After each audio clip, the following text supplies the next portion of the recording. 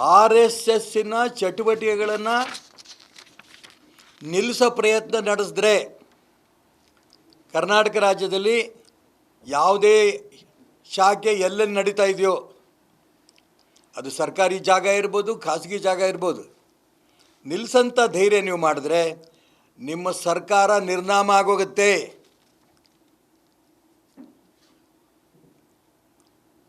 ಇದಕ್ಕೆ ಮೂಲ ಕಾರಣ ಸಿದ್ದರಾಮಯ್ಯನವರೇ, ಮಲ್ಲಿಕಾರ್ಜುನ್ ಖರ್ಗೆ, ಪ್ರಿಯಾಂಕಾ ಖರ್ಗೆ ಮತ್ತು ಹರಿಪ್ರಸಾದ್ ಕಾರಣ. ನಿಮ್ಮ ಮುಖ್ಯಮಂತ್ರಿ ಸ್ಥಾನ ತೆಗಿಸ್ಬೇಕು ಅನ್ನೋಂಥಕ್ಕೆ ಇವ್ರು ಕೊಟ್ಟಿರೋಂಥ ಸಲಹೆ ಇದು. ಚೋಪಾನವಾಗಿ ರಾಜಕಾರಣ ಮಾಡಿ.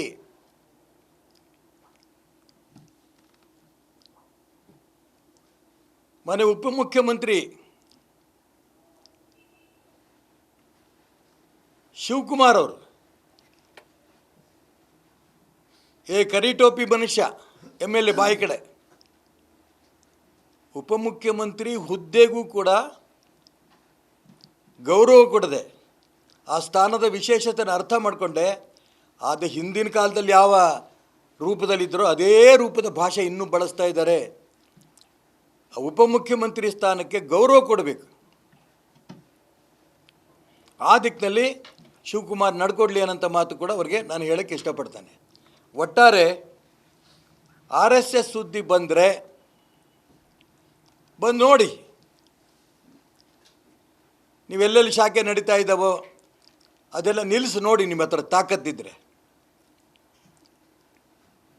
ಇದು ನನ್ನ ಸವಾಲು ಅವರಿಗೆ.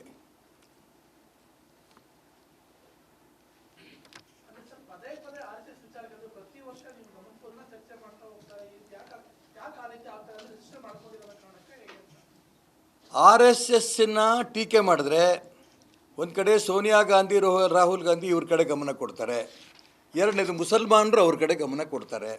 ಆ ದಿಕ್ಕಲ್ಲಿ ಅವರಿಗೆ RSSನ ಭಯ ತೋರಿಸಿದ್ರೆ ತಾನು ರಾಜಕೀಯದಲ್ಲಿ ಗಟ್ಟಿಯಾಗಬೇಕು ಅನ್ನೋಂಥ ಭ್ರಮೆನಲ್ಲಿದ್ದಾರೆ ಅವರು. ಅವರಪ್ಪ ಕಳೆದ ಬಾರಿ ಸೋತರು, ಮಲ್ಲಿಕಾರ್ಜುನ್ ಖರ್ಗೆ, ನೆನಪಿರಲಿ. ಅದಕ್ಕೋಸ್ಕರ ಹೇಳ್ತಿರೋದು, ಅಧಿಕಾರ ಶಾಶ್ವತ ಅಲ್ಲ.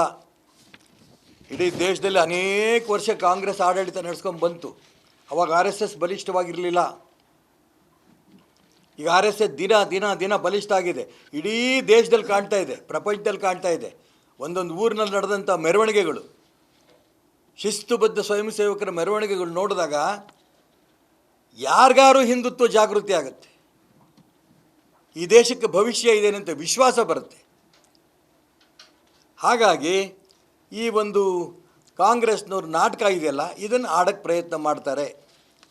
ಇನ್ನೂ ಕೂಡ ಜಾಗೃತ ಹಿಂದೂಗಳ ಹತ್ರ ಛೀಮಾರಿ ಹಾಕ್ಸ್ಕೋತಾರೆ. ಇಡೀ ದೇಶದ ಅನೇಕ ರಾಜ್ಯದಲ್ಲಿ ಕಾಂಗ್ರೆಸ್ಸಿಗೆ ನಿರ್ನಾಮ ಆಗಿದೆ, ಕೇಂದ್ರದಲ್ಲೂ ಕಾಂಗ್ರೆಸ್ ನಿರ್ನಾಮ ಆಗಿದೆ, ಅಲ್ಲೊಂದು ಇಲ್ಲೊಂದು ಕಾಂಗ್ರೆಸ್ ಸರ್ಕಾರ ಗುಟು ಗುಟು ಅಂತಿದೆ. ಅದ್ರ ಜೀವನವೂ ಹೋಗುತ್ತೆ ಈ ರೀತಿ ಮಾತಾಡಿದ್ರೆ.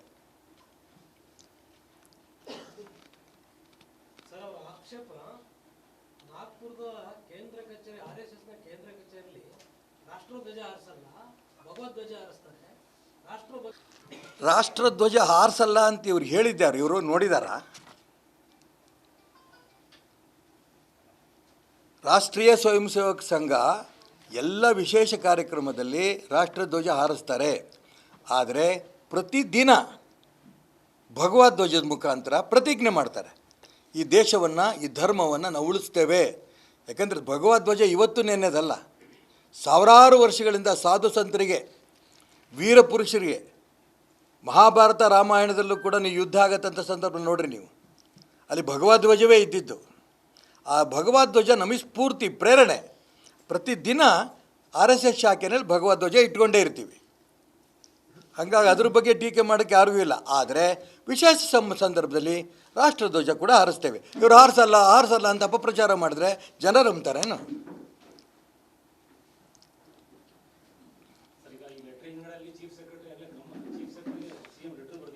ಏನಂತ ಪರಿಶೀಲನೆ ಮಾಡಿ ಸೂಕ್ತ ಕ್ರಮ ಕೈಗೊಳ್ಳಿ. ನಾನು ಅದಕ್ಕೋಸ್ಕರ ಹೇಳ್ತಿದ್ದೀನಿ, ಸಿದ್ದರಾಮಯ್ಯನವರೇ, ಮುಖ್ಯಮಂತ್ರಿ ಸ್ಥಾನ ಉಳಿಬೇಕು ಅಂದರೆ RSS ಸುದ್ದಿಗೆ ಬರಬೇಡಿ.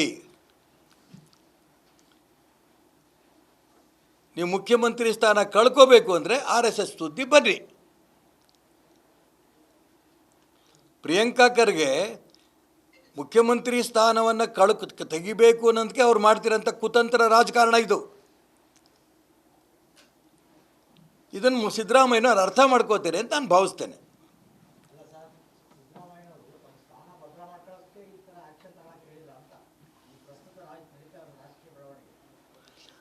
ಪ್ರಸ್ತುತ ರಾಜಕಾರಣ ಬೆಳವಣಿಗೆ ಬಗ್ಗೆ ಆ ಕಾಂಗ್ರೆಸ್ನಲ್ಲಿರೋಂಥ ವ್ಯವಸ್ಥೆನ ದೇವರು ಬಂದರೂ ಸರಿ ಮಾಡೋಕ್ಕಾಗಲ್ಲ. ಒಬ್ಬೊಬ್ಬರು ಒಂದೊಂದು ದಿನ ಹೇಳಿಕೆಗಳು ಕೊಡ್ತಾ ಇದ್ದಾರೆ. ಹಾಗಾಗಿ ಏನು ಹೇಳ್ತಾ ಇದ್ದಾರೆ ಅಂತ ಅವ್ರಿಗೂ ಕೂಡ ಒಬ್ರಿಗೊಬ್ರಿಗೂ ಕಲ್ಪನೆ ಇಲ್ಲ.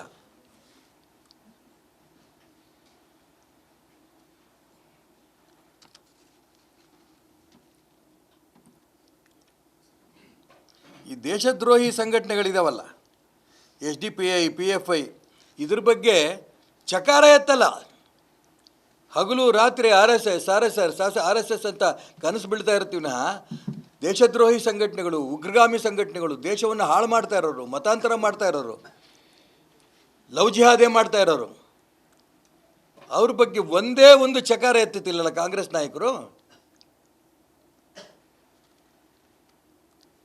ಎಷ್ಟೇ ದೇಶದ್ರೋಹಿ ಚಟುವಟಿಕೆ ಮಾಡಿದ್ರು ಕೂಡ ನಮ್ಮ ಬೀಗರು ಅಂತ ಲೆಕ್ಕ ಅವರಿಗೆ.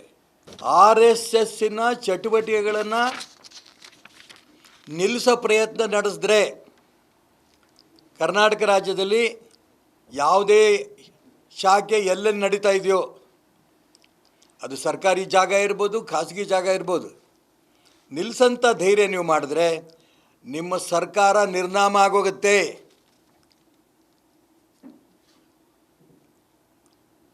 ಇದಕ್ಕೆ ಮೂಲ ಕಾರಣ ಸಿದ್ದರಾಮಯ್ಯನವರೇ, ಮಲ್ಲಿಕಾರ್ಜುನ್ ಖರ್ಗೆ, ಪ್ರಿಯಾಂಕಾ ಖರ್ಗೆ ಮತ್ತು ಹರಿಪ್ರಸಾದ್ ಕಾರಣ. ನಿಮ್ಮ ಮುಖ್ಯಮಂತ್ರಿ ಸ್ಥಾನ ತೆಗಿಸ್ಬೇಕು ಅನ್ನೋಂಥಕ್ಕೆ ಇವ್ರು ಕೊಟ್ಟಿರೋಂಥ ಸಲಹೆ ಇದು. ಜೋಪಾನವಾಗಿ ರಾಜಕಾರಣ ಮಾಡಿ.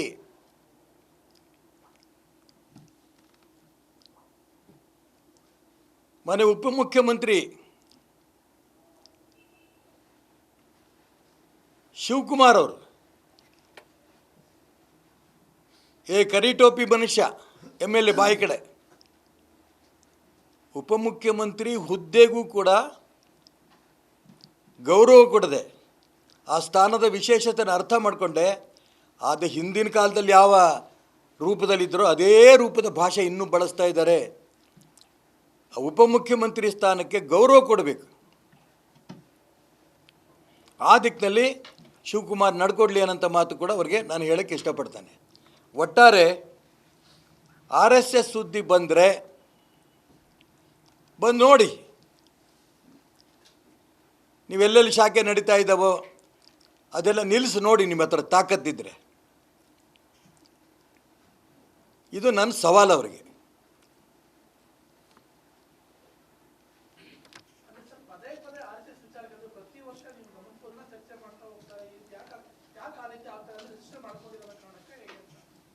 RSSನ ಟೀಕೆ ಮಾಡಿದ್ರೆ ಒಂದು ಕಡೆ ಸೋನಿಯಾ ಗಾಂಧಿ, ರಾಹುಲ್ ಗಾಂಧಿ ಇವ್ರ ಕಡೆ ಗಮನ ಕೊಡ್ತಾರೆ, ಎರಡನೇದು ಮುಸಲ್ಮಾನರು ಅವ್ರ ಕಡೆ ಗಮನ ಕೊಡ್ತಾರೆ. ಆ ದಿಕ್ಕಲ್ಲಿ ಅವರಿಗೆ RSSನ ಭಯ ತೋರಿಸಿದ್ರೆ ತಾನು ರಾಜಕೀಯದಲ್ಲಿ ಗಟ್ಟಿ ಆಗಬೇಕು ಅನ್ನೋಂಥ ಭ್ರಮೆನಲ್ಲಿದ್ದಾರೆ ಅವರು. ಅವರಪ್ಪ ಕಳೆದ ಬಾರಿ ಸೋತರು, ಮಲ್ಲಿಕಾರ್ಜುನ್ ಖರ್ಗೆ, ನೆನಪಿರಲಿ. ಅದಕ್ಕೋಸ್ಕರ ಹೇಳ್ತಿರೋದು, ಅಧಿಕಾರ ಶಾಶ್ವತ ಅಲ್ಲ. ಇಡೀ ದೇಶದಲ್ಲಿ ಅನೇಕ ವರ್ಷ ಕಾಂಗ್ರೆಸ್ ಆಡಳಿತ ನಡೆಸ್ಕೊಂಡು ಬಂತು. ಅವಾಗ RSS ಬಲಿಷ್ಠವಾಗಿರಲಿಲ್ಲ. ಈಗ RSS ದಿನ ದಿನ ದಿನ ಬಲಿಷ್ಠ ಆಗಿದೆ. ಇಡೀ ದೇಶದಲ್ಲಿ ಕಾಣ್ತಾ ಇದೆ, ಪ್ರಪಂಚದಲ್ಲಿ ಕಾಣ್ತಾ ಇದೆ. ಒಂದೊಂದು ಊರಿನಲ್ಲಿ ನಡೆದಂಥ ಮೆರವಣಿಗೆಗಳು, ಶಿಸ್ತುಬದ್ಧ ಸ್ವಯಂ ಸೇವಕರ ಮೆರವಣಿಗೆಗಳು ನೋಡಿದಾಗ ಯಾರಿಗಾರು ಹಿಂದುತ್ವ ಜಾಗೃತಿ ಆಗುತ್ತೆ. ಈ ದೇಶಕ್ಕೆ ಭವಿಷ್ಯ ಇದೆ ಅಂತ ವಿಶ್ವಾಸ ಬರುತ್ತೆ. ಹಾಗಾಗಿ ಈ ಒಂದು ಕಾಂಗ್ರೆಸ್ನವ್ರ ನಾಟಕ ಇದೆಯಲ್ಲ, ಇದನ್ನು ಆಡೋಕ್ಕೆ ಪ್ರಯತ್ನ ಮಾಡ್ತಾರೆ. ಇನ್ನೂ ಕೂಡ ಜಾಗೃತ ಹಿಂದೂಗಳ ಹತ್ರ ಛೀಮಾರಿ ಹಾಕ್ಸ್ಕೋತಾರೆ. ಇಡೀ ದೇಶದ ಅನೇಕ ರಾಜ್ಯದಲ್ಲಿ ಕಾಂಗ್ರೆಸ್ಸಿಗೆ ನಿರ್ನಾಮ ಆಗಿದೆ, ಕೇಂದ್ರದಲ್ಲೂ ಕಾಂಗ್ರೆಸ್ ನಿರ್ನಾಮ ಆಗಿದೆ, ಅಲ್ಲೊಂದು ಇಲ್ಲೊಂದು ಕಾಂಗ್ರೆಸ್ ಸರ್ಕಾರ ಗುಟು ಗುಟು ಅಂತಿದೆ. ಅದ್ರ ಜೀವನವೂ ಹೋಗುತ್ತೆ ಈ ರೀತಿ ಮಾತಾಡಿದ್ರೆ.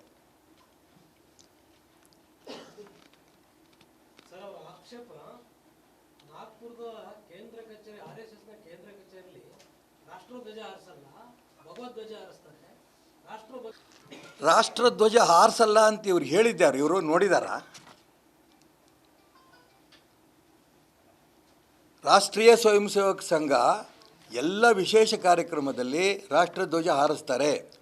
ಆದರೆ ಪ್ರತಿದಿನ ಭಗವದ್ಧ್ವಜದ ಮುಖಾಂತರ ಪ್ರತಿಜ್ಞೆ ಮಾಡ್ತಾರೆ, ಈ ದೇಶವನ್ನು, ಈ ಧರ್ಮವನ್ನು ನಾವು ಉಳಿಸ್ತೇವೆ. ಯಾಕಂದರೆ ಭಗವದ್ಧ್ವಜ ಇವತ್ತು ನೆನ್ನೆದಲ್ಲ, ಸಾವಿರಾರು ವರ್ಷಗಳಿಂದ ಸಾಧು ಸಂತರಿಗೆ, ವೀರ ಪುರುಷರಿಗೆ, ಮಹಾಭಾರತ ರಾಮಾಯಣದಲ್ಲೂ ಕೂಡ ನೀವು ಯುದ್ಧ ಆಗತ್ತಂಥ ಸಂದರ್ಭ ನೋಡ್ರಿ ನೀವು, ಅಲ್ಲಿ ಭಗವದ್ಧ್ವಜವೇ ಇದ್ದಿದ್ದು. ಆ ಭಗವದ್ಧ್ವಜ ನಮಗೆ ಸ್ಫೂರ್ತಿ, ಪ್ರೇರಣೆ. ಪ್ರತಿದಿನ RSS ಶಾಖೆಯಲ್ಲಿ ಭಗವದ್ಧ್ವಜ ಇಟ್ಕೊಂಡೇ ಇರ್ತೀವಿ. ಹಾಗಾಗಿ ಅದ್ರ ಬಗ್ಗೆ ಟೀಕೆ ಮಾಡೋಕ್ಕೆ ಯಾರಿಗೂ ಇಲ್ಲ. ಆದರೆ ವಿಶೇಷ ಸಂದರ್ಭದಲ್ಲಿ ರಾಷ್ಟ್ರಧ್ವಜ ಕೂಡ ಹಾರಿಸ್ತೇವೆ. ಇವರು ಹಾರಿಸಲ್ಲ ಅಂತ ಅಪಪ್ರಚಾರ ಮಾಡಿದ್ರೆ ಜನ ನಂಬ್ತಾರೇನು?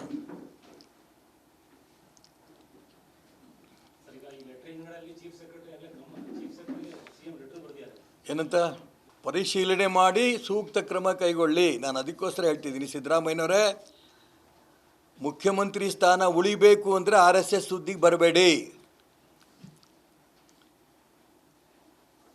ನೀವು ಮುಖ್ಯಮಂತ್ರಿ ಸ್ಥಾನ ಕಳ್ಕೋಬೇಕು ಅಂದರೆ RSS ಸುದ್ದಿ ಬರ್ರಿ. ಪ್ರಿಯಾಂಕಾ ಖರ್ಗೆ ಮುಖ್ಯಮಂತ್ರಿ ಸ್ಥಾನವನ್ನು ತೆಗಿಬೇಕು ಅನ್ನೋದಕ್ಕೆ ಅವ್ರು ಮಾಡ್ತಿರೋಂಥ ಕುತಂತ್ರ ರಾಜಕಾರಣ ಇದು. ಇದನ್ನು ಸಿದ್ದರಾಮಯ್ಯನವ್ರು ಅರ್ಥ ಮಾಡ್ಕೋತೀರಿ ಅಂತ ನಾನು ಭಾವಿಸ್ತೇನೆ.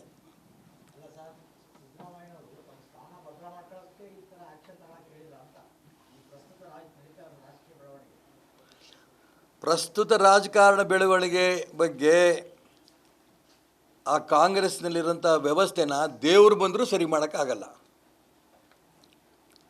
ಒಬ್ಬೊಬ್ಬರು ಒಂದೊಂದು ದಿನ ಹೇಳಿಕೆಗಳು ಕೊಡ್ತಾ ಇದ್ದಾರೆ.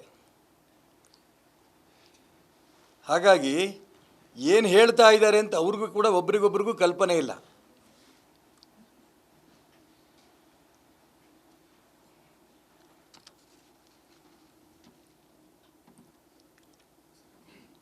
ಈ ದೇಶದ್ರೋಹಿ ಸಂಘಟನೆಗಳಿದಾವಲ್ಲ, SDPI, PFI, ಇದ್ರ ಬಗ್ಗೆ ಚಕಾರ ಎತ್ತಲ್ಲ. ಹಗಲು ರಾತ್ರಿ RSS ಅಂತ ಕನಸು ಬೀಳ್ತಾ ಇರ್ತೀವಿ ನಾ. ದೇಶದ್ರೋಹಿ ಸಂಘಟನೆಗಳು, ಉಗ್ರಗಾಮಿ ಸಂಘಟನೆಗಳು, ದೇಶವನ್ನು ಹಾಳು ಮಾಡ್ತಾ ಇರೋರು, ಮತಾಂತರ ಮಾಡ್ತಾ ಇರೋರು, ಲವ್ ಜಿಹಾದೇ ಮಾಡ್ತಾ ಇರೋರು, ಅವ್ರ ಬಗ್ಗೆ ಒಂದೇ ಒಂದು ಚಕಾರ ಎತ್ತುತ್ತಿಲ್ಲಲ್ಲ ಕಾಂಗ್ರೆಸ್ ನಾಯಕರು. ಎಷ್ಟೇ ದೇಶದ್ರೋಹಿ ಚಟುವಟಿಕೆ ಮಾಡಿದ್ರು ಕೂಡ ನಮ್ಮ ಬೀಗರು ಅಂತ ಲೆಕ್ಕ ಅವರಿಗೆ.